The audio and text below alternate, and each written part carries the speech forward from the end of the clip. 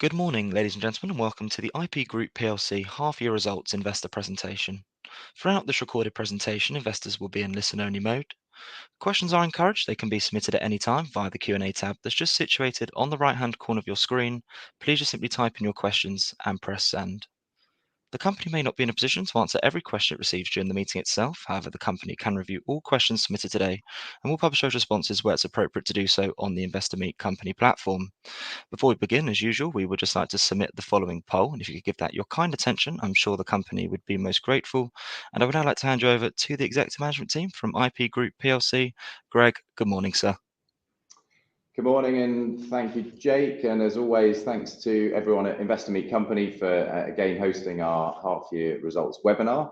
I was reflecting, I was reading my FT on Saturday, and I almost choked on my yogurt. I guess these days I've sort of had to move on from cornflakes for longevity reasons. But I saw the headline: the US market for IPOs has exploded back to life. With the busiest week for 4 years, and that's not something I've seen for a few years. I guess maybe obviously based on the title, but it was an interesting reflection that the public markets have had quite a positive impact on the portfolio in more ways than one so far in 2025, and hopefully there is more opportunity that arises for us in future as a result. I'm Greg Smith, and as CEO, I have the honour of leading IP Group and our excellent team on our mission to accelerate the power of science for a better future. With me on today's call, we have our managing partner, Mark Riley, and our CFO, Dave Baines, both in the room, really, and virtually.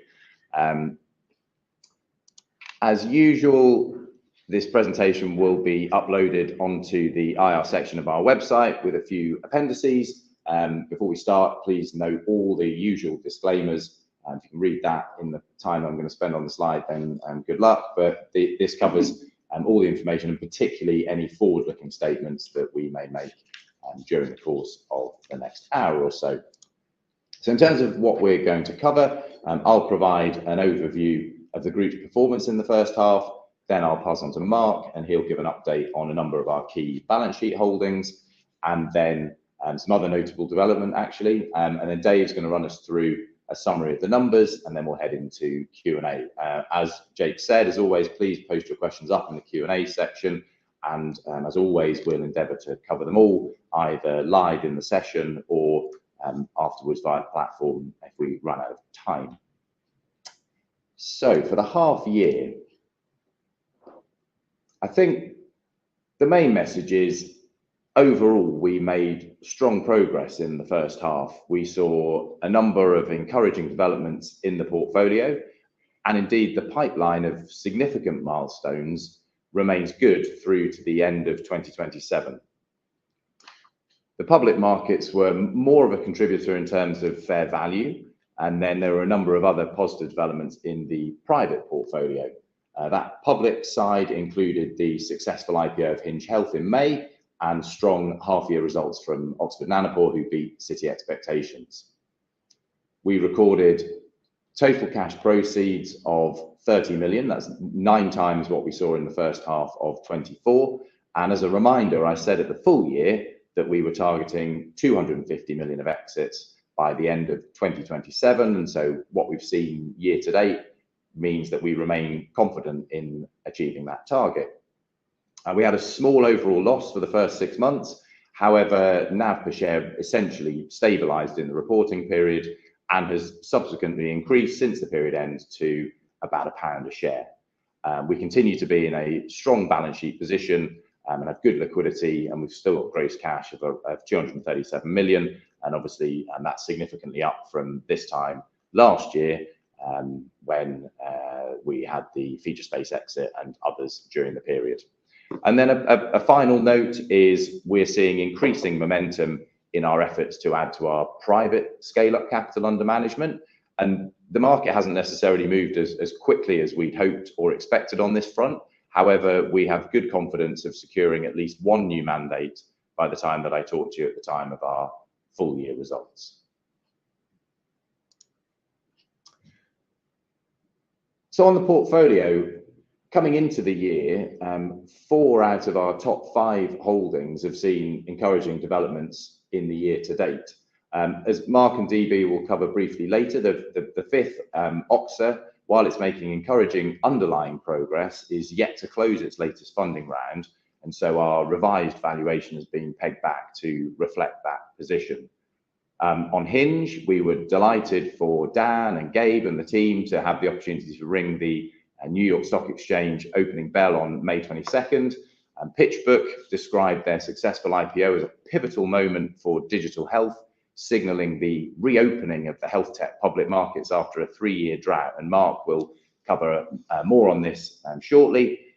But in summary, the company has traded very well since IPO and is up about 80% off the back of strong Q2 numbers.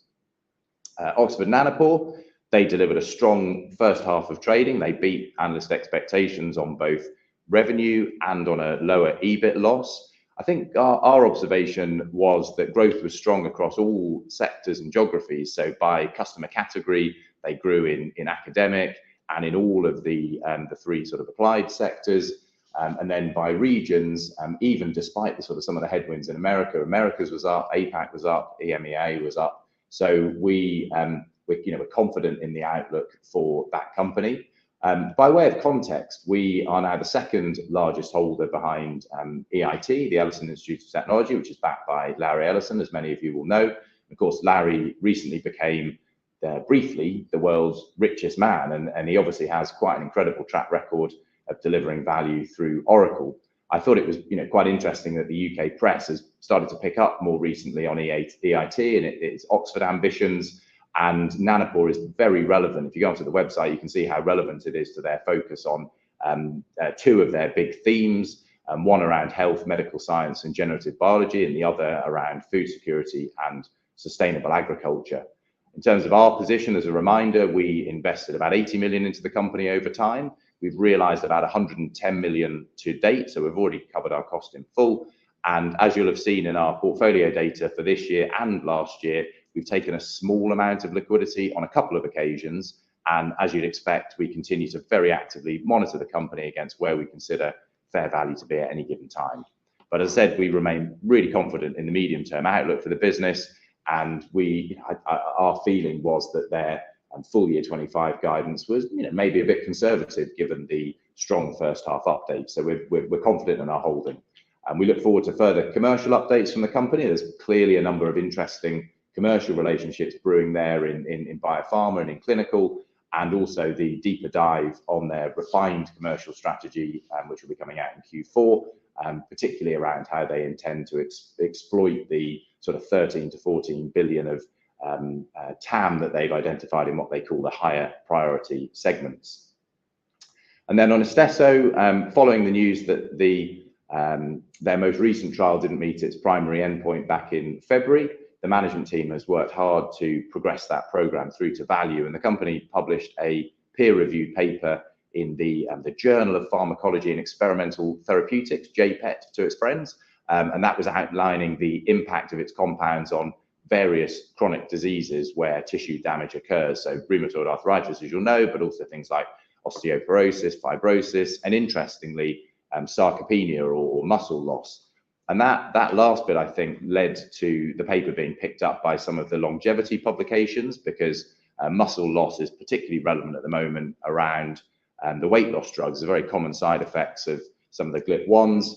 And during the period, the company also added a very experienced non-exec, Dr. Mike Owen. We're delighted to have Dr. Owen join the board. You might recognize the name. He was a co-founder of Kymab, which sold to Sanofi back in 2021 for, I think it was a 1.1 billion upfront. And when he joined, he said, Istesso's bold approach to reversing tissue damage could fundamentally change the treatment paradigm for chronic diseases, and therefore holds enormous clinical and commercial potential. As I mentioned a few months ago at the full year results, the company's got funding to carry out a further trial, and the location and design of which is well underway, and we anticipate that will commence before the end of the year.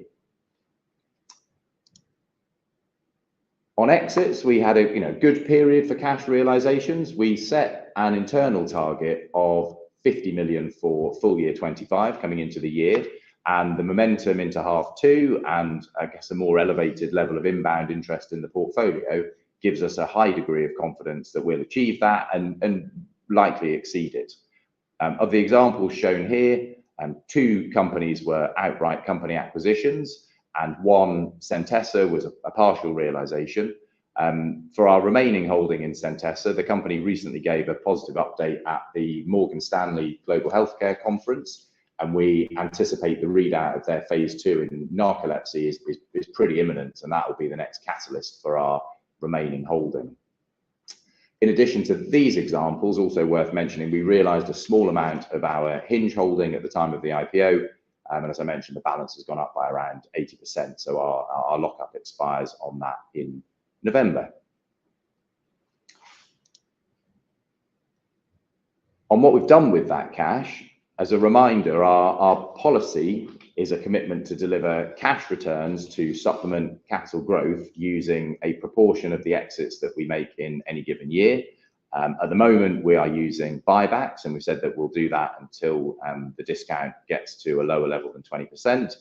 And given that persistent discount, at the time of our full year results back in March, we announced the intention to use a greater proportion of our realizations in 2025, and we will again review that towards the end of this year based on our capital forecast for going into 2026. The current programme is 75 million, and that includes 20 million that we announced in June. At today's date, as of yesterday, we've got about 9 million pounds left to run on that programme. And so as we make further realizations, we'll look to add to that total. I think it's worth noting the acceleration this year has been quite significant.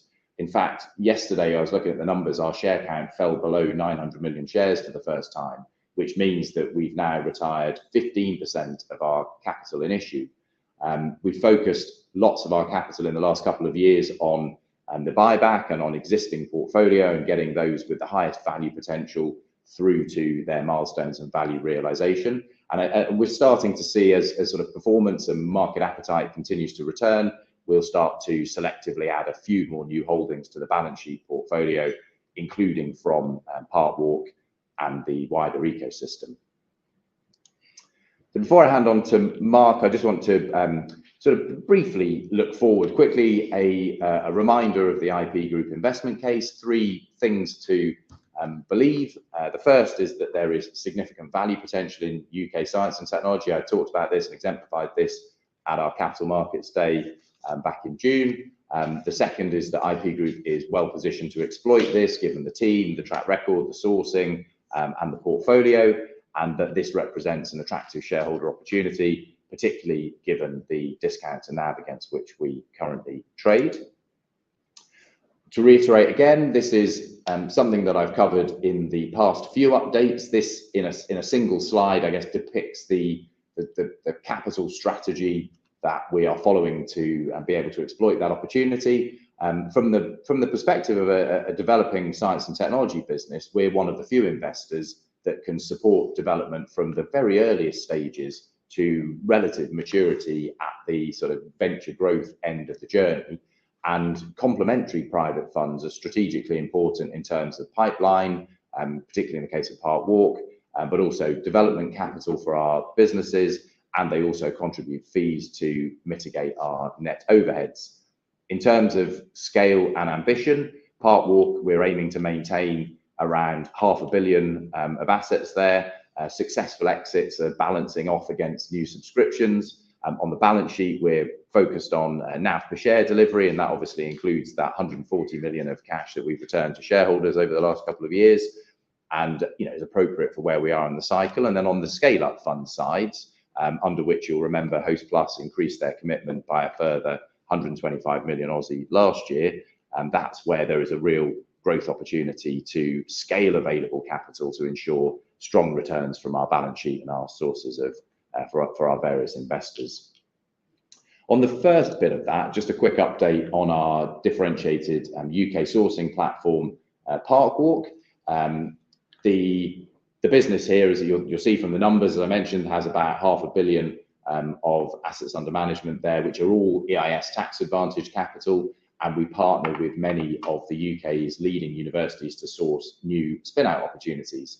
I'll just pull a couple of highlights out from the first half. So one, in addition to the alumni funds that we have with Oxford and Cambridge and Imperial and Bristol, we were very pleased to add a new fund in collaboration with Northern Gritstone, which covers Leeds, Liverpool, Manchester and Sheffield. And then similar to the theme that we're seeing on the balance sheet side, last week we were delighted to announce the acquisition of one of our portfolio companies in the funds, Cytora, which gave a good return to our EIS investors. And for our PLC shareholders, that generates additional fund management fees that contribute to lowering our net overheads. And then at the other end of the of that sort of capital strategy is our objective to add further scale-up capital. I mean, the context here continues to move in our favour. Our overall observation is that the public and private sectors are, starting to align in terms of their policy and their approach. And during the first half, there have been quite a lot of important points of progress, and there's things like updated mandates and increased funding for the British Business Bank and the National Wealth Fund, which you can see there on the left-hand side. And a lot of that is highly aligned with the industrial strategy in the UK, and the sectors that we focus on are in turn aligned with those. The pensions bill is currently passing through the Commons. I don't know how long that's quite going to take, but that removes some of the widely cited barriers to pension funds and similar long-term capital investing more in private productive assets in the UK. And the Mansion House Accord, which is about 17 of the largest workplace pension providers in the UK, committed to, as a voluntary commitment, to have 10% of their default schemes in private markets by 2030, including half of that capital going into the UK. So there's been quite a lot of sort of sector activity. Our experience, and probably that of the wider market when you look at mandates, is that there haven't been very many VC commitments, perhaps with the notable exception of the Phoenix Schroders joint venture Future Growth Capital. But there's not been much that's really at scale, and our view is ultimately that's what's needed and where the big opportunity lies. I would say, encouragingly, the number and the stage of conversations with potential funders has seen quite an increase since the time of the Mansion House Accord, and we've added some additional experienced resource to our team to help exploit that. As I said at the start, we've got a good degree of confidence in securing at least one new mandate by the time I next talk to you for the full year results. And then quickly before I hand on to Mark, I thought I'd just cover a few of the companies or trail a few of the companies that we are excited about, and particularly those that have either presented or are going to present at our events this year. So OxCCU, our sustainable airline fuel business, Mark's going to talk about that one shortly. Andrew, the co-founder and CEO, will be at our flagship scale-up event in October. Intrinsic, you might remember that the co-founder and CTO Adnan presented at our capital markets event. There's a video on our YouTube channel if you like a lot of technical detail. That's quite a technical one. They are producing the world's smallest non-volatile memory, and they have what's called a tape out coming towards the back end of this year. That does have very significant commercial potential, given the company's initially targeting a segment of the memory market that's worth more than 50 billion. And then genomics, at the Capital Markets Day back in June again, Dave Thornton, who is the president there, gave a very compelling overview of the technology and its commercial applications. He also saved right till the end to update everyone that revenues will grow by more than 100% this year, and will do so again in 2026, taking them to $70–80 million. He said they'll be EBITDA positive by the end of this year. So that's another of our top 20 companies to watch. And then on the therapeutics, our current clinical stage portfolio is worth about 23p per share, and there's a good number of clinical milestones coming up between now and the end of 27. Again, Mark's going to cover a couple of those shortly. And then just one other quick thing to mention, just briefly on our licensing portfolio. We don't speak much about this. We have a licensing portfolio of IP predominantly from Imperial, and that contributes a few $100,000 to our net overheads. There are three main projects in that portfolio, but I mentioned at the start that the public markets had contributed in more ways than one this period. And back in January, Metsera, a therapeutics business, IPO'd in the US, and actually we licensed the core IP to Metsera. Now, of course, it's early days, but if successful, there could be quite a meaningful source of royalty income over time. So we'll keep you updated on that one. So with that, I will hand on to Mark to talk a bit more about the portfolio. Thank you, Greg. Good morning, everybody. So there's been a few notable events over the course of the first half. Perhaps arguably the standout one, certainly for me personally, having sort of witnessed the whole journey of Hinge Health. I recall, I think it was 2012, 2013, when its founder, Dan Perez, who remains the chief executive of Hinge Health, walked into our office and very confidently said, "I'm going to make you guys a lot of money." And I think he can say with some confidence that that was accurate now, with a 50x overall return on our investment so far on that asset. So the company, of course, we were the first investor when Dan was still a PhD student in the University of Oxford. It went on to raise substantial sums from some of the top Silicon Valley investors, underwent very impressive growth, and had that successful IPO in May of this year. We were able to sell a small amount at the IPO, and we did sell a larger chunk of our holding prior to that at a very good valuation in the private markets 2 or 3 years ago.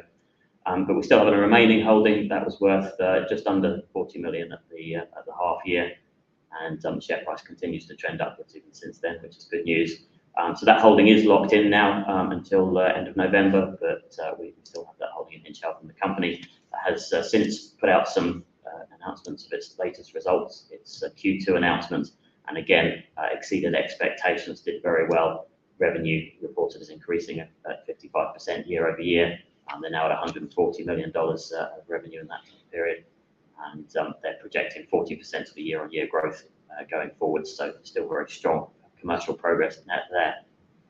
I saw there was a question in the Q&A. The first question that came in the Q&A was why sell Hinge Health when there are lots of other smaller holdings in the portfolio that are they were described as non-listed and non-relevant in the question. So I would first of all highlight that Hinge was one of those non-relevant, non-listed holdings until relatively recently, and so we think there is value in holding stuff that has potential that could hit that inflection curve. I think also the reason why you as investors have us holding shares on your behalf, that there are some rationale for doing that, which is that we have this technical expertise internally, that we can kind of arbitrage technical risk, we can judge that better than others. We have influence on these companies, we have extra visibility of a lot of these companies that others don't. And when those things become less true as the companies mature, that's less of a kind of rationale for us to hold them. And so where that liquidity exists, that's where we start to consider divesting those positions. So just running through some of the other, the top assets by value in the portfolio, just to update you on what's been happening at some of those assets. Greg spoke quite a bit about Nanopore, so I won't spend too long on that one, other than to reiterate the fact that it continues to outperform its peers. They had a positive set of results that beat the market expectations, 28% rise in revenue, up to £105 million now.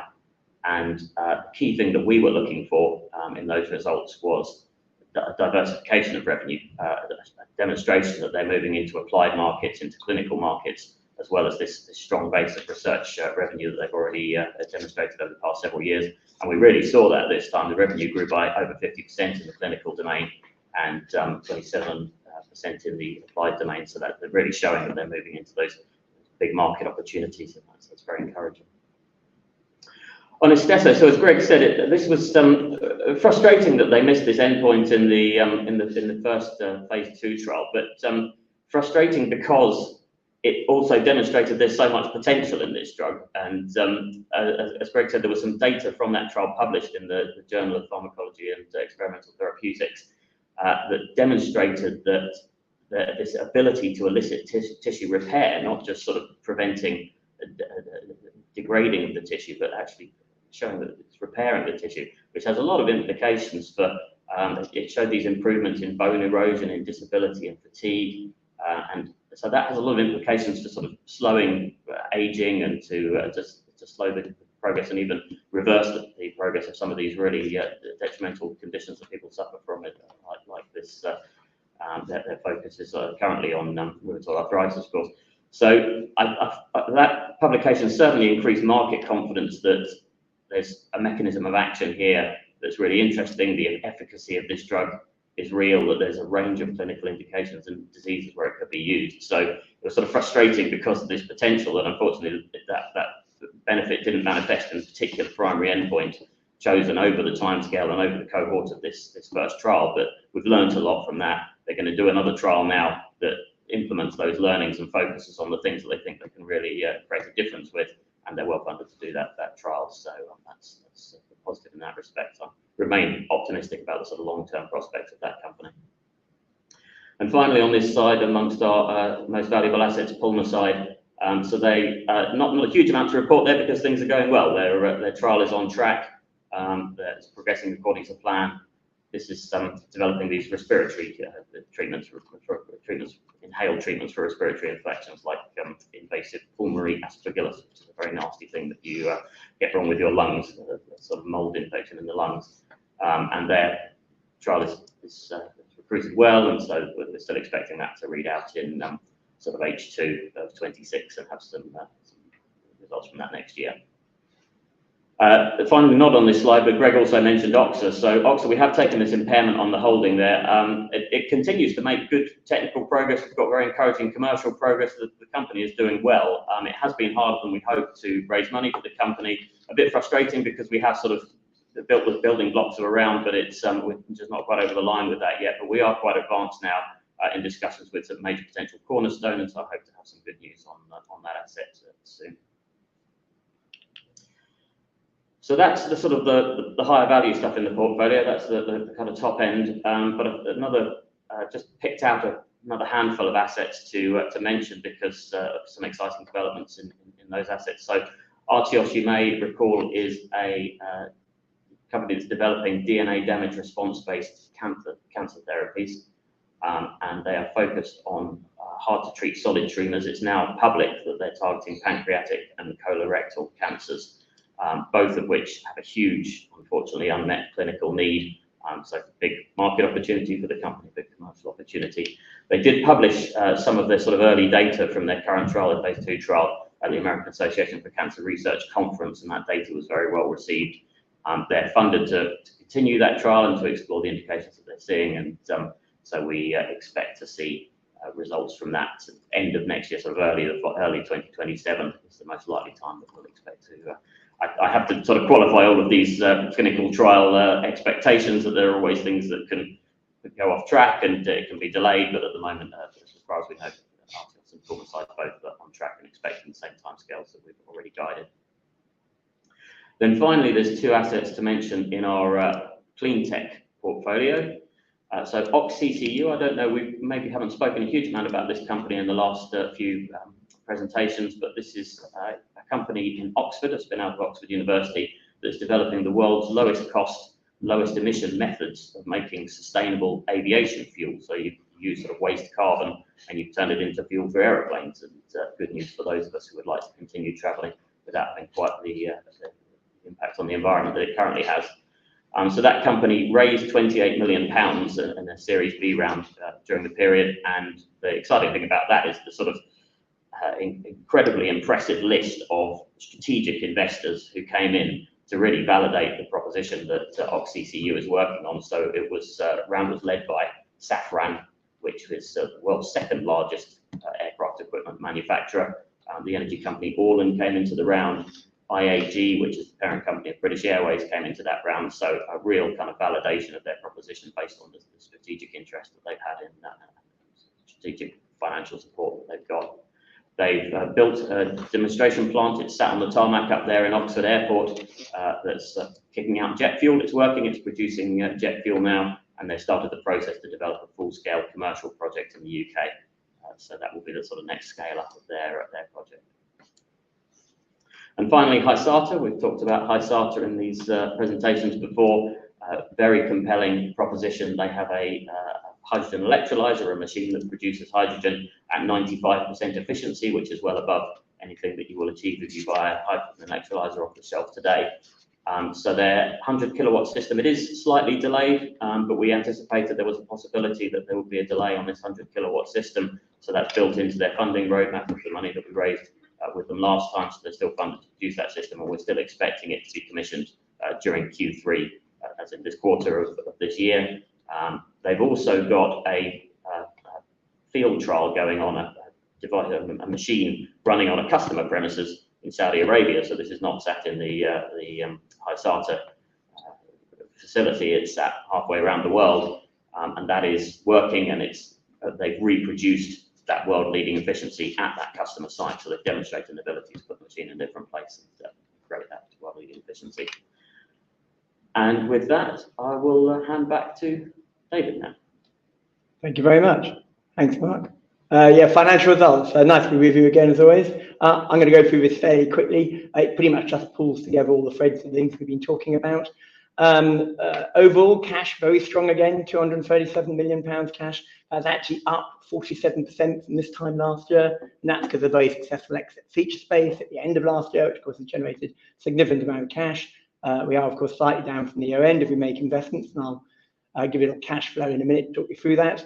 There was a small loss for the period, about 1.5%, about £43 million loss. But it is worth making the point, as you've already heard, that since the year end, nearly all of that has reversed actually through improvements in Nanopore and Hinge, about 35 million that's come back. And it means combined with share buyback, actually our NAV per share is now actually up. So it was briefly down at the half year from 97 to 96, but now about £1 a share. So that's a combination of the improvements since the year end and also the share buyback, which improves the NAV per share as we go along. And the overheads are down about 14% period on period. I'll do a slide on those in a minute, talk you through it. This next slide could be long, could be short. I'm certainly going for the short option. In brief, and as disclosed in the interim results, there's a number of kind of uplifts over 5 or 6 companies and a number of write-downs over a similar number of companies, and a foreign exchange loss of 14 million, which relates to the pound being strong when we convert some of our American denominated assets in particular. That may or may not reverse at some stage, depending on currency. But those elements just eliminate, quite frankly. And then you've got really just to do with 2 funding rounds, really, Artius and Oxa, where actually, as you've already heard, companies are performing well, but actually we've not either completed or haven't started a full funding, and as such, we have no choice but to actually make some kind of provision against both. And that accounts for sort of 39 million of that. So pretty much that is the story of the half, but just adjustments in those 2 assets in that small loss, but that loss has now been eliminated between the year end and today. That's why when we now look at the assets here, assets are down a small amount from about 1 billion to 900 million. Those are rounded. It's actually down about 60 million. So the combination of that small loss and also shares we bought back, because of course the buyback does actually make the balance sheet slightly smaller as we buy back shares. The concentration hasn't changed. So that next bit of the slide is telling you there's no news. It was about exactly 56% of the top 10 at the year end, and it is now. It's pretty much the same sort of ratio of how the portfolio looks. And actually, the next slide is also no change. This is a slide I always do, but talks about how well the portfolio itself is funded, because of course that's very important. And actually, we're increasingly seeing this pattern whereby there's about a third that is funded to profitability, so you don't need to worry about that. And then there's about a third which over the next year to year and a half needs funding, and then another third that doesn't need funding until 27 and beyond.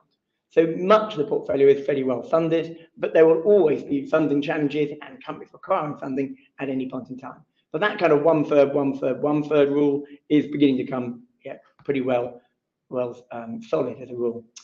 And now this just pulls it all together. So here's the cash flow, this is what's happened, and you've heard, I think, all of these numbers now. We've invested 35 million in the period, as you heard, over a number of assets. Mostly in current assets, only about 12% of that total investment went into a new asset. There's a single new company in the period. Realizations, we've talked about at length, £30 million. Share repurchases, 25. It happens almost exactly what we've realised we've used on buybacks. That's actually a coincidence. But we are this year committed to 50% of our realizations to be done in the form of buybacks. It just so happens that some of the buybacks we've done relate to last year, so it doesn't quite work out the math. But in short, we will be during the course of the year doing 50% of our realizations and buybacks. Overheads down, as we've heard. The net debt, actually we generated about 2.6 net income on interest, but we've made some repayments on the debt in the period, which means the actual total movement is just a small reduction overall. And then there's a relatively large working capital movement. That relates to the licensing, which we just sort of started talking about a bit. What happens on the licensing? We own certain licensing assets on behalf of Imperial College. we're responsible for them. We often collect in the proceeds, and then actually we keep some, and some we distribute to other parties. For example, Imperial College itself, and that means we sometimes have these working capital movements where we're paying out money overseas on behalf of others, and that's where you get this relatively large movement. But that's the story of the cash. Cash still very, very strong. And overheads, I'm very glad to say, are pretty much exactly what we said they'd be. So down 15% this time compared with this time last year. But we're going to do what we said we'd do. When we did the cost reduction the second half of last year, we said we'd reduce the 23 number, which was about 22.5 million net, to about 16.5 million net. And that's what we're going to do. 23% reduction. That still looks like what we'll achieve to the year end. So I think without further ado, I'll pass back to Greg. Thank you, Dave. You're welcome. So, leaving some good time for questions. So, the summary of the half-year results. So, we made good progress in the first half. We saw a number of encouraging developments in the portfolio, many of which Mark has touched on. And the public markets were a particular fair value contributor, including that Hinge Health IPO and Oxford Nanopore strong trading. And we made good progress on exits of 30 million, and that momentum into half two means we remain confident of our target of achieving 250 million of exits by the end of 2027.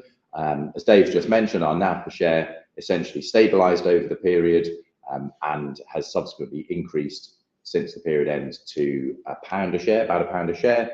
And on the scale-up capital and expanding our resources as a group, our capital resources as a group, we continue to see a big opportunity. And while the market hasn't necessarily moved as quickly as we'd hoped or expected, good confidence of securing at least one new mandate by the time we next see you all on the IMC platform for our full year results. I'll just quickly remind you, looking forward, our investment case is based on these three sort of hypotheses. The first is that there's significant value in UK science and technology, given our world-leading position there. And that IP Group, as one of the pioneers in this space and with a long track record, is well positioned to exploit that, and that we hope we've set out an attractive shareholder opportunity in the next 6 months and indeed out to 2027. And then just because I think this is good form, these were the priorities and future areas of focus that I set out at the full year, which we are aiming to achieve over the course of the time between now and the end of the year in 2027 on the exits. And I think on all of those, we're making good progress. So I won't go through them each in turn, and I'll cover them all off when we report to you our full year results. So thank you everyone for listening, and we will now turn to questions. Great, thank you very much. Well, that's gone well so far. We said we'd be 40 minutes and we're 38. So we've got quite a lot of questions, but maybe not quite as many as normal. So we may get through this in the hour. Lawrence S., if you don't mind, I think we've answered yours. You had a question about why you're selling Hinge and keeping some of the smaller positions. I think Mark answered that while he was presenting. So I'll move on to the next. Kane, nice to have you, analyst from Deutsche. Nice to have you here, Kane. You've got 3 questions. I'm going to do them one at a time. Mark, I'll do the first one with you. Might the adverse, uncertain conditions research in the US, for example, funding like the NIH, create opportunities in the UK? Maybe, and but you know there are headwinds as well, and some pharma investments being withdrawn from the UK. I read the newspaper a couple of weeks or so ago. So I think we frequently see. I remember a few years ago this question was about Brexit, and the time before that it was about the recession, and so that there are lots of these kind of ebbs and flows of funding. I think it takes time to have an impact on us because it takes time to then filter through to the funding of science, and that takes time to filter through to the commercialisation that's coming out of those research labs. So I would say not in the short term, but maybe in the longer term. Thank you. Kane, your second question, I'm going to point that at you, Greg. Why do you think Larry Ellison is so keen on ONT? I think looking at the time the question came in, it might have been before I said why I think he's keen. I mean, I think the commercial answer is that the technology is incredibly well suited to 2 of those big themes that they're trying to solve, the big global challenges they're trying to solve through the Ellison Institute of Technology, particularly around sort of the human health and genetics, but also on the sort of sources of food and agriculture. Clearly, they're building a significant position there, which is interesting. So I haven't spoken to him directly, so I couldn't say definitively, but it's a good sign. If he's had such an incredible track record, so like 40 years of delivering value through being able to not necessarily be ahead of the curve on technology adoption, but certainly delivering real cash value. So I think it's a good sign, but also it's one to watch. Yep. I'm going to point the next one at you, Mark, so you know it's coming. Hinge Health up strongly post period end. Will you be inclined to take some profits? Well, we're locked in at the moment, and we did take some at the IPO. Then, as I said earlier, it's an evaluation of the liquidity and the value that's available to us at any given time after that. Thank you very much. And as you'd expect, obviously, we don't want to tell you about our intentions on our quoted companies, because there's smart people out there that can do things with that information. But yeah, we're pleased with that holding, and it's a good source of liquidity over time. The next one, Sam. Nice to have you here. Sam, another analyst at Berenberg. Good to have you here, Sam. I'm mentioning this because people in the past have said, can you make it clear when someone's an analyst and when they're not? So I'm doing that. I'm going to split this question. I'll do the first bit, Mark, and then maybe give you the second, if that's all right. First, it's one sentence, but would you be able to provide more detail on your IP licensing portfolio? And then separately, and therapeutic programs. When do you expect licensing income to ramp up? I'll perhaps do a little bit on the licensing. Licensing traditionally has been a relatively small part of our business. We inherited the licensing as part of the acquisition when we bought Touchstone. They, as part of their remit, used to do the licensing for Imperial College. They had a very large number of patents. Some are what we call active, ones that actually already had an agreement around them, and some that ones that was just exploratory and still waiting for maybe somebody to license. And we retained all of those active licenses. So there's a relatively big portfolio, about 80 different licenses. The actual strength, and that's a question again, the actual strength is relatively small traditionally. We've been recognising something like between 500 and 700,000 of income a year. That tends to be the patent licenses. You have to have a large number. Most of them generate relatively small amounts. And then from time to time, you can sometimes get some really big licenses. A single license can do 95%, 99% sometimes of your license income. We have kind of free licenses out there. Greg's already referred to the Metsera one. It's early. We're not going to start making claims about their value. We're not recognising them in the books. Actually, in accordance with accounting standards, unlikely we will recognise them in the books until such time as actual license income is recognised. So, you can't kind of recognise it like a potential intangible or something. But any of the top three have the potential to, in time, generate significant revenues. Metsera are now about a 3.8 billion cap company, a GLP-1 agonist, and it looks promising at the end of the phase 2 trial. There are some notes out there. If that got through a phase 2 trial, if that then became a successful drug, there may in time be some decent license income that would come to us, and some of it would be also shared with Imperial College. So that's probably all I can say at the moment. At the moment, no impact on the financials, no significant impact on the financials, but maybe in time, maybe, and I'm thinking maybe 2 to 3 years' time, you may start seeing, if some of the things go well, some decent licensing income, and we'll talk about that at the time. It's a bit of a wide one to talk about all the therapeutic programs. If there's anything you want to touch on, Mark, or whether we might treat that question as dealt with. I don't know if there's anything you over and above what we've already talked about there. Yeah, I wonder whether that was at 1018 as well. So we've covered. Yeah, I think that is. It's worth saying in the appendices in our results presentation, we do a sort of a summary of the main holdings and where they are in their clinical development and our valuation, and so what we're seeing as milestones coming up. So that's a sort of a ready reckoner, and then very happy to talk about in more detail and any of the others we haven't covered when we next see you, Sam. I've got another one for you, Sam. You split yours. I'll give this to you, Greg. I mean, given the current cash position and potential exits over the next couple of years, is there any change in your thinking around buybacks? Well, I hope we've got a pretty clear policy out there. While the discount is greater than 20%, the proportion of cash that we allocate to returning to shareholders is being done by way of a buyback. We think that's the most accretive way to do that at the moment. And at the moment, for this year, we're using 50% of our realizations to that end. We will, as always, look at that number for next year. Historically, it's been around 20% of realizations that we've returned, which we see as a sort of a more sustainable, steady state. But obviously, we'll look at the relative opportunities for buybacks of our own shares versus portfolio opportunities and a small number of new opportunities. Yep. Thank you. So no real change in the policy. The application changes, each year based on circumstances. Great. Next, Josh L, not an analyst, of which I'm aware. I'll probably take this. How has there been no First Light Fusion fair value movement despite a complete change of strategy during the period? There has been a significant change in strategy and actually some very promising technical developments, which I won't try to talk to. You can ask Mark about those if you're interested. But actually, reviewing the valuation, one of the main considerations with is like the probability of funding, the likely valuation of funding. And when we reviewed it, we came to the conclusion that actually the kind of value we carry it at looks pretty robust around what we'd expect to value it at.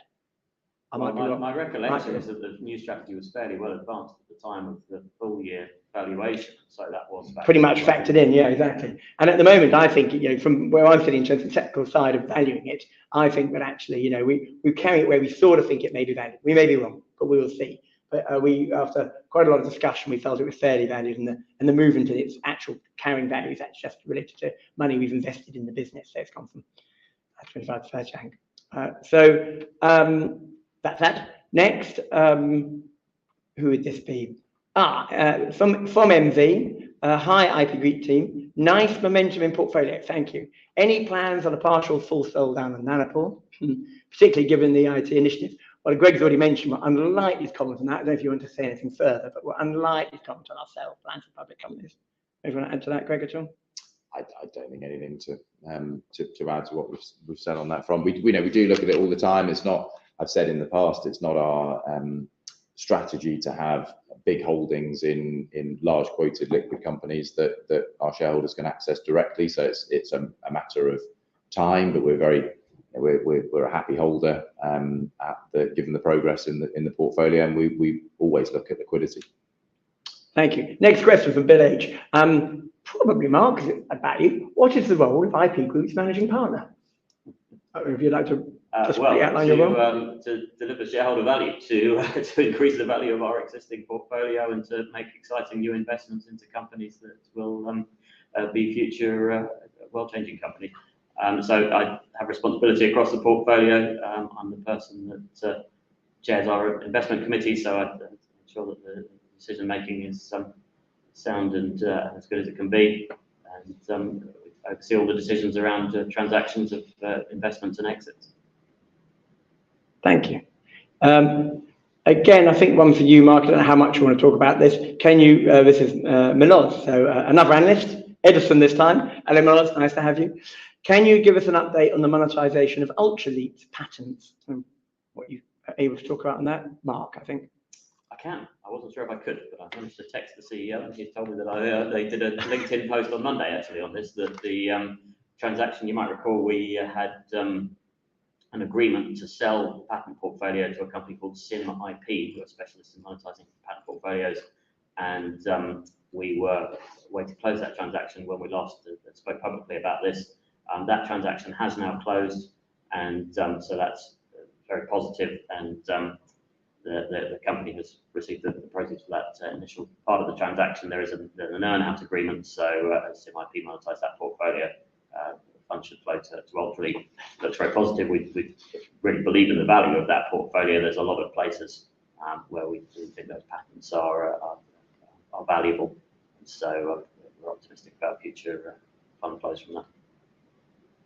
Thank you. Next one, there's more questions coming in actually. Questions are picking up pace.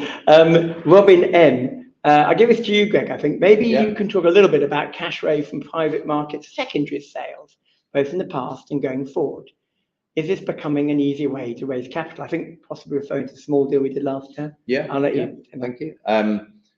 So we did do a small secondary last year. I think there's another question further down that asked about how were the assets marked and all that sort of stuff. And I think at the time we said that on average across the various holdings on the balance sheet, it was a slight premium. It was about NAV, maybe a tiny premium to NAV on the balance sheet, and it was across. It was a secondary that was across a few companies on the Part War funds and a few companies on the balance sheet side. There was I can't remember, the exact total was around 23 million, I think, across the two pools. Yeah.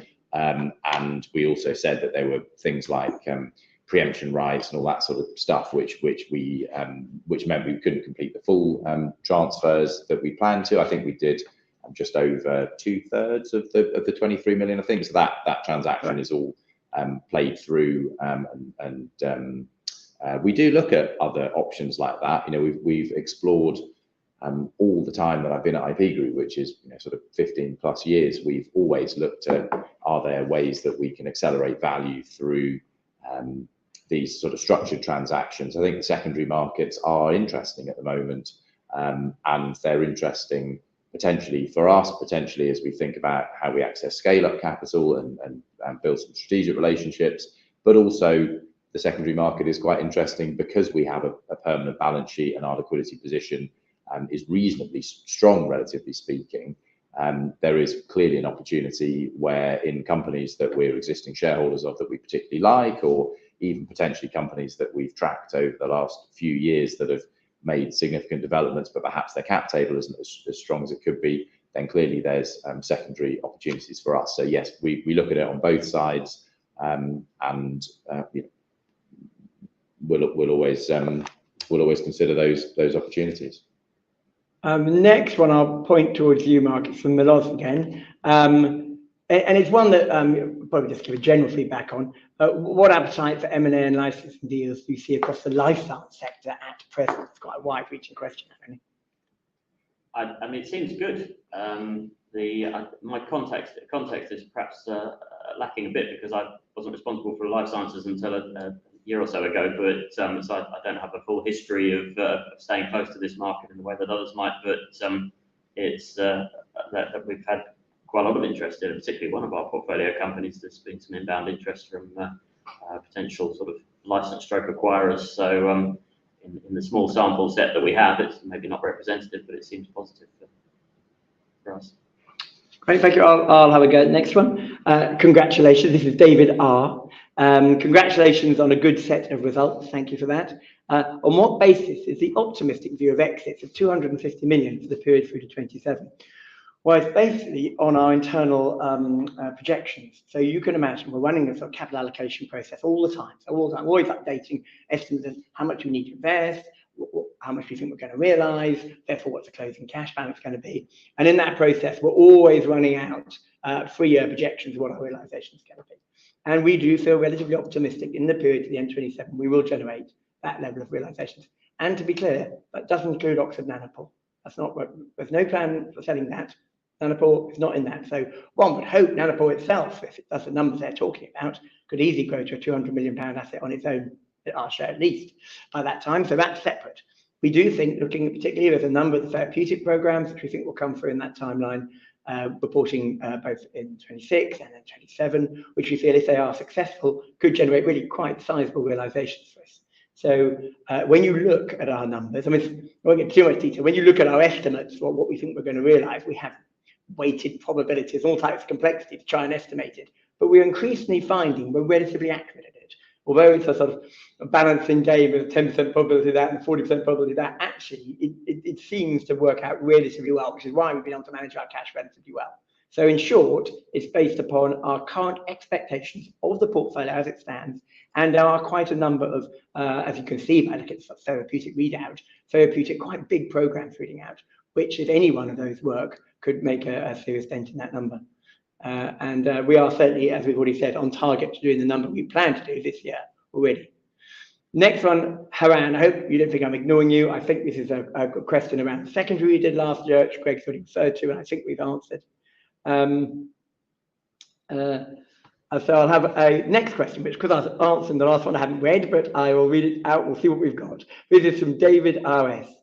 Your ambition is simply to increase NAV rather than achieve a more typical target of, say, 15%, which might be expected from VC investing. Should shareholders assume either that you're very cautious or simply don't believe you can create typical value on this risk or asset class in the UK? Greg, how about you have that I one? think we'd all have a view on that. Yeah, I think we would. We'd like to go for that.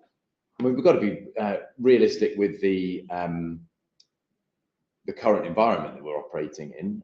However, it's fair to say that our ambition or our objective is to deliver compelling financial returns that are consistent with that risk profile. And certainly when the IC meets to consider any investment in a portfolio company, we're not looking at, will we keep this holding flat? We're looking at VC type multiples and VC type IRRs.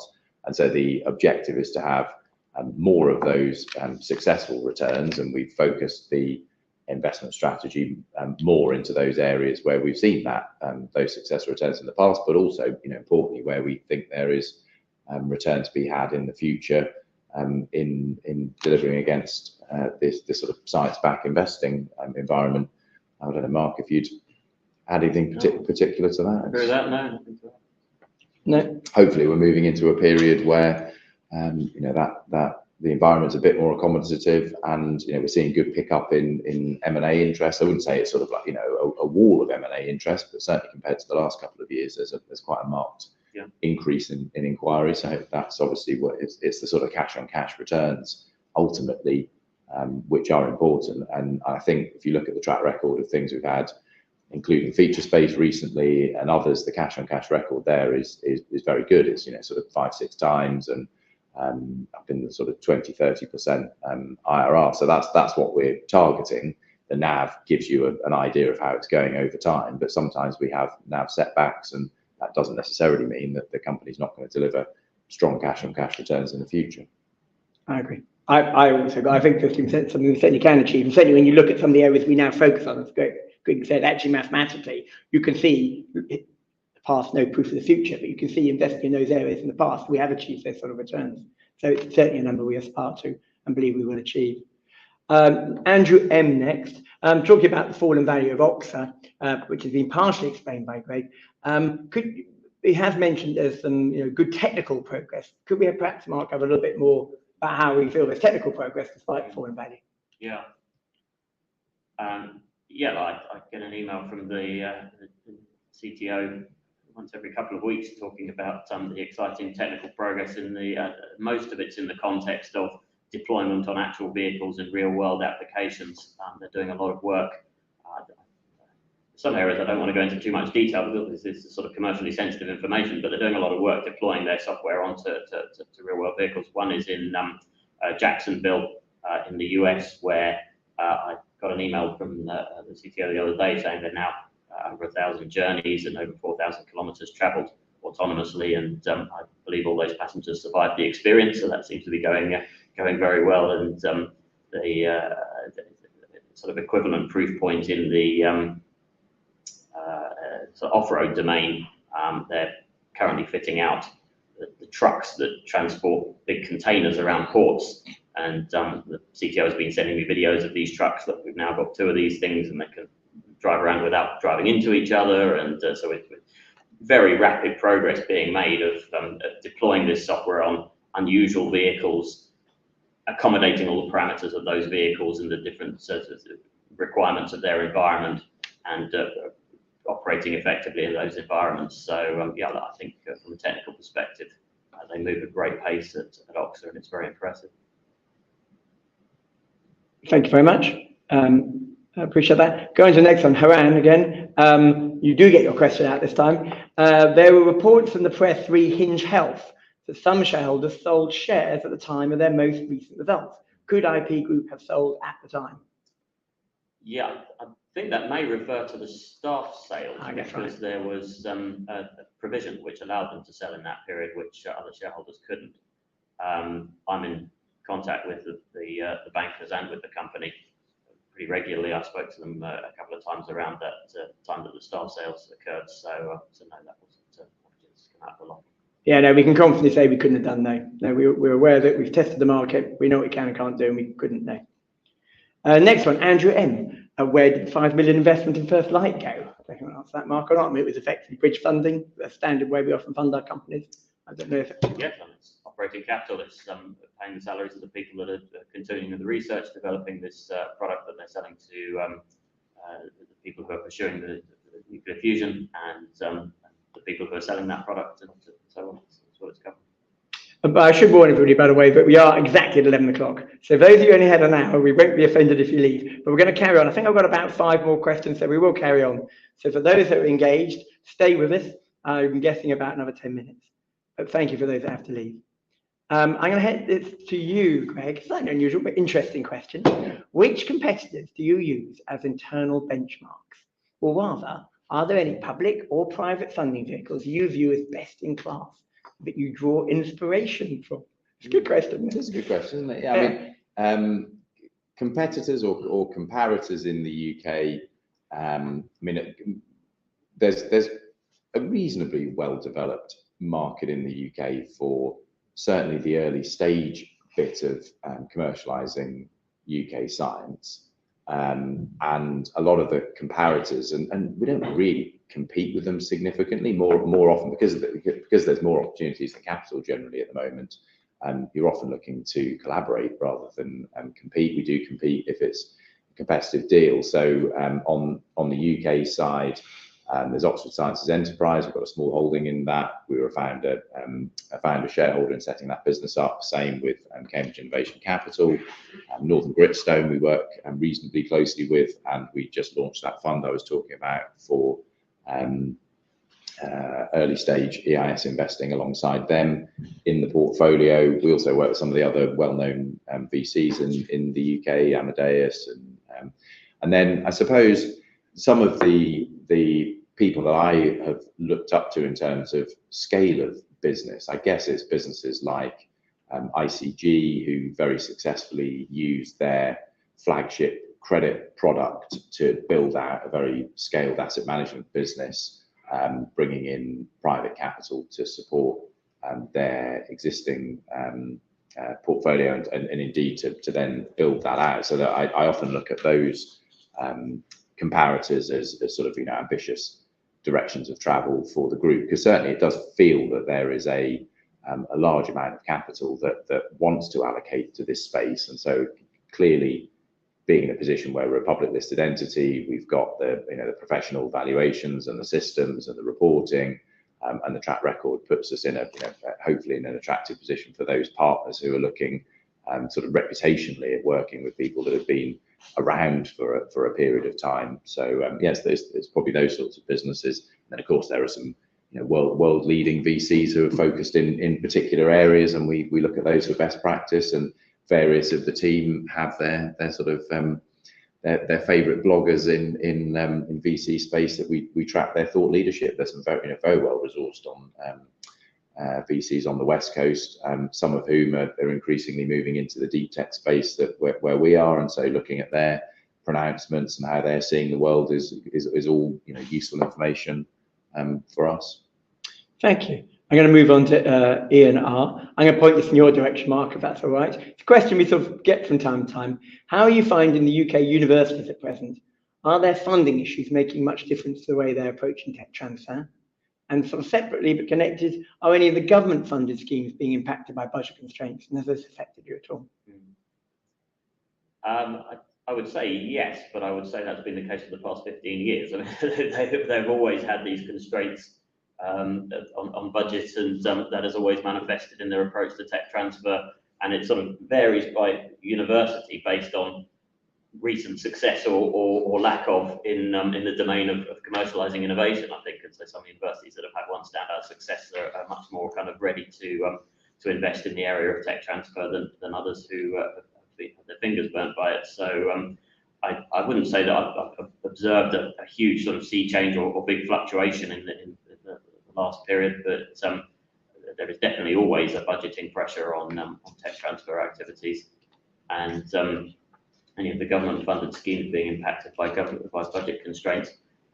Again, a little bit 'twas ever thus, and there is definitely, you will hear that if you walk the corridors of universities, that budget constraints are impacting their research. But I think in some of the exciting areas that we're focused on, in areas like quantum computing, in some of these emerging AI research work, there is still good money flowing into those areas, and we're seeing some really exciting research.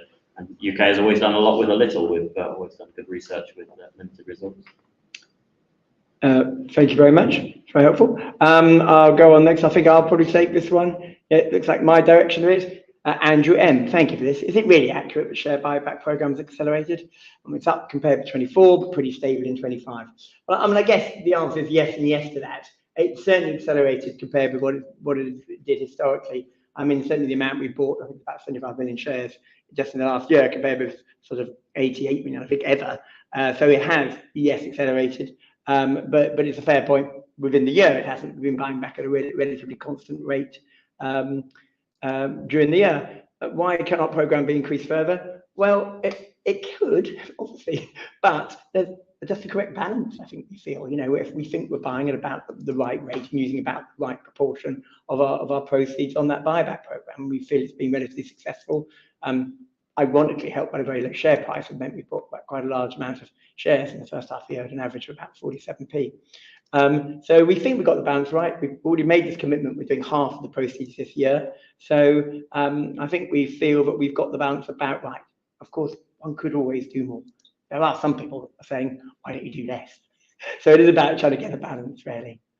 Next one, I'll probably do that as well. That feels fairly accountancy, doesn't it? From Haran. The cash generated in half one from sales.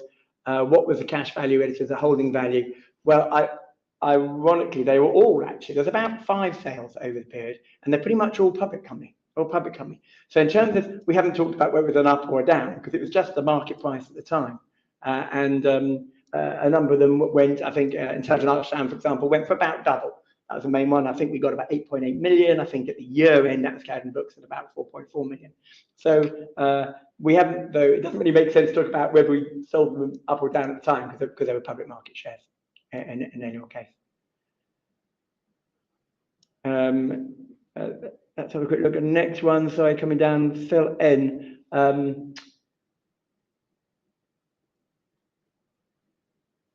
We think we've had this before. Phil N, if you don't mind, you're asking a question about whether we could sell Hinge or not. I think we've answered that fairly comprehensively. Okay, this one's always a tricky one. I'll ask Phil M. Probably I'll point this to you, Greg. Always difficult, but for the shares to ride, you need happy existing shareholders and new buyers. Fair summary. So who are the people who are selling? Is there a pattern, a trend, or what? And now is there an excess being dribbled out by a certain style of owners? Quite a lot in that question. You have a go at that? Yeah. Well, the overall backdrop, probably you'll have seen the same sort of data that we see around net flows in and out of UK focused equities, which continue to be negative, quite significantly negative. Global equities, actually, the flows have started to become negative overall, but particularly the UK has been negative. So there has been, certainly in my experience over the last 10, 15 years, the number of humans that we go and talk to in the UK who are managing small mid-cap capital has definitely decreased, and the number of funds has definitely decreased. When you look at we get a monthly register analysis each month, and we go through that and try and get some clues as to who's buying and selling. Often there's changes period to period on the tracker funds, and sometimes from month to month you get some of the larger or middle-sized holdings either reducing the position a bit or increasing the position a bit. There's not really a huge pattern that I could talk to, if I'm honest. Our job is to deliver on the strategy, to be able to communicate that strategy, and we seek to do that as actively as we can do. We've got a number of capital markets events we've done over the course of the year to attract new investors. And Dave, maybe you just want to talk a little bit about the efforts we've done with brokers this year and the other sort of, given the UK has been more net reduction in capital available, where the other relationships we've been we're very proactive actually. We have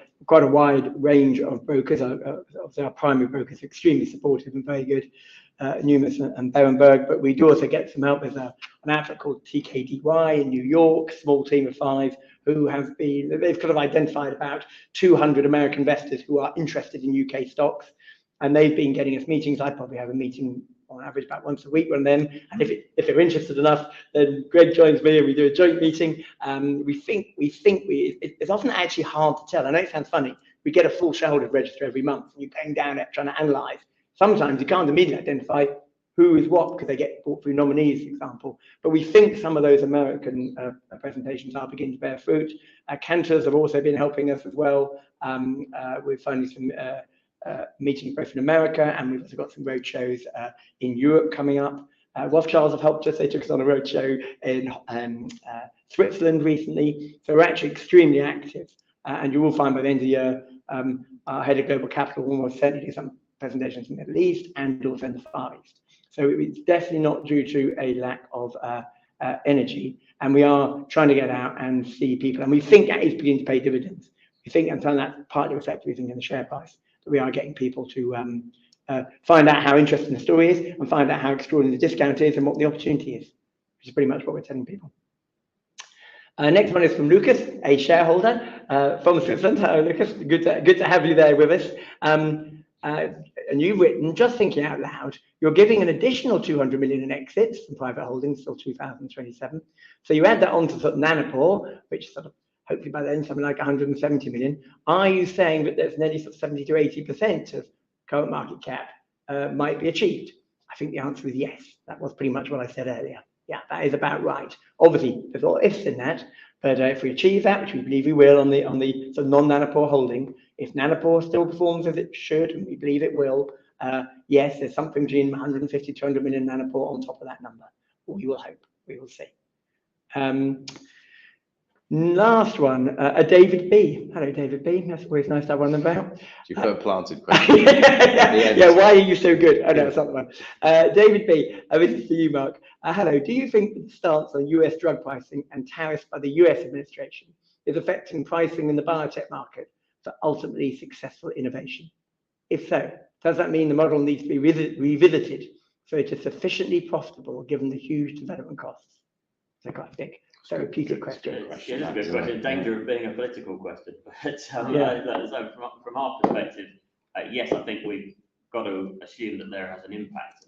This pricing effect has an impact. It's something that the team is factoring into the valuation work that we do every time we make a transaction in the portfolio. And so with the sense of the model needing to be revised, I think it's about making sure that we're putting money in at the right price to reflect the ultimate terminal value of the company.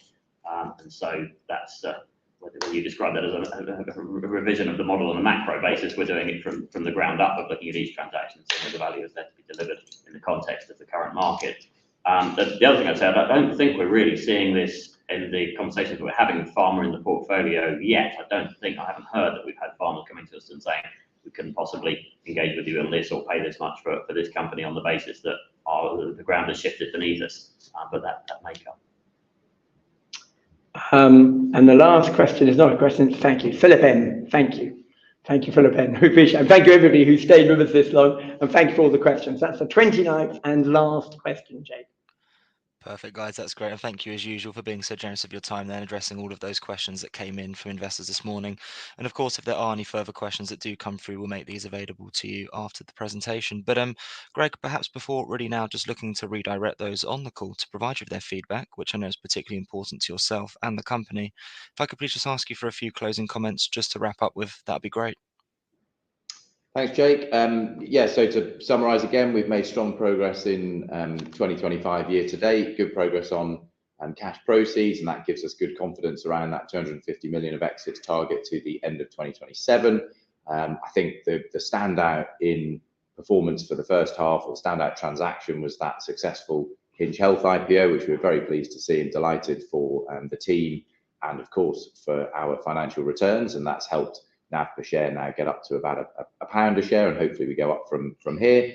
And then on the share price, we've done, continue to do two things that we think we can to close the discount: convert more portfolio into cash and return that excess capital with discipline.